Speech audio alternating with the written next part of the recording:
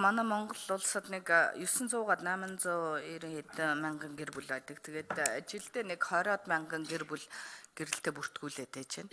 Тэрүүн дотроос нэг 4000 орчим гэр бүл салдаг.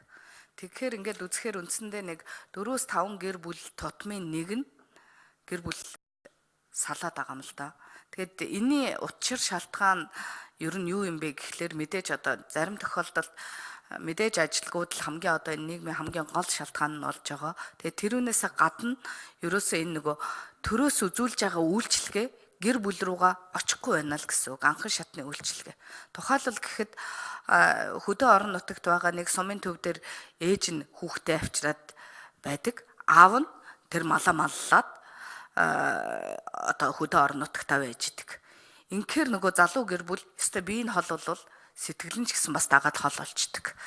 Иймэрхүү мэтийн зүйл байдаг. Дээрээс нь Улаанбаатар хотод ямар байна гэхэлэр нөгөө гэр бүлийн үйлчилгээ хүнд байхгүй одоо тэр сургууль соёлд нь цэцэрлэгт нь хүргэж өгдөг автобус те унаа байхгүй болохоор аль нэг нь ажилгүй болж таардаг л даав нь ч гэдэм үү ээж нь ч юм уу. Тэгэл ерөөсө өдөржингөө нэг хүүхдээ тийшээ нэ зөөгөл нөгөө хүүхдээ ийшээ нэ зөөгөл ингэсээр ээж байгаа л нөгөө энэ төрийн үйлчилгээ яг нөгөө анхан шатныхаа нэгжтэй буюу одоо тэр гэр бүлдээ очиж чадахгүй байна л гэдгийг л илэрл болоод байна.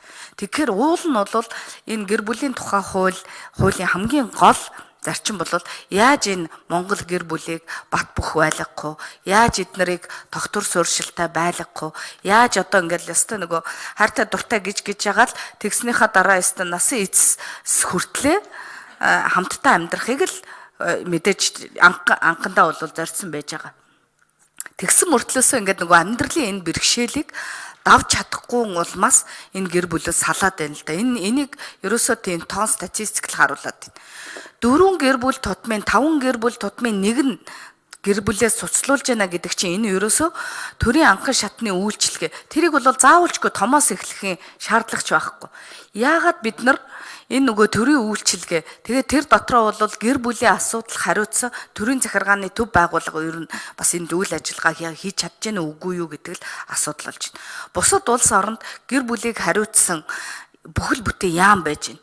Дээрээс нь энэ нөгөө залуучуудыг гэр бүл болгоход нь анханасаа бэлддэг. Чи хизээ нэгэн цагт заавалчгүй математикч болох албагүй ч гэсэн чи хизээ нэгэн цагт аав ээж болно. Хизээ нэгэн цагт эхнэр нөхөр хоёр болно. Тэгэхээр тэр гэр бүлийн харилцаанд нь анханаас нь сургуулаас нь бэлддэг.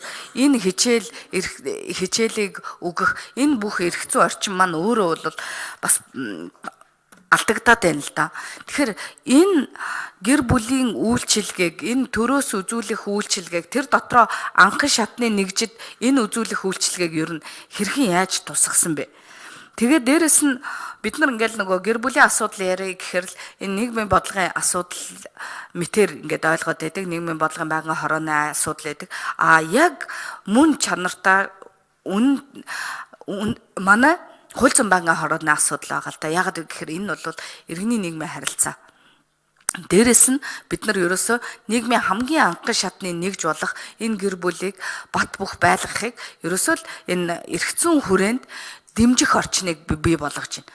За 3 дахь асуулт маань бол маш их олон залуучууд гадаад нөхөртэй, гадаад эхнэртэй болж байна. Тэрүүнд дундаас нь хүүхэд төрдгөө. За тэр хүүхдийг аль иргэншилтэй болгох вэ гэдэг асуудал гардаг. Дээрээс нь нөгөө хүүхдээ тэр Монгол соёл, Монгол ахуйд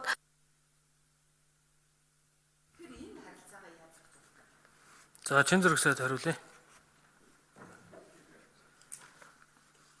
7 номер. За ажлын хэсэг 7 номер. Энэ ажлын хэсэгт оролцож байгаа хүмүүс энэ нөгөө тэмдэглэлд үлдчихэж байгаа учраас нэр албан тушаалаа заавал хэлж хариулт өгөөрэй. За та бүхний өдрийн амгалан алтхын тунгалагч Тамир хөдөлмөр нийгмийн хамгааллын яамны хүн амын хөгжлийн газрын дарга байна. За гэр бүл цуцлалттай холбоотой асуудал дээр бол ер нь бол гэр бүлийн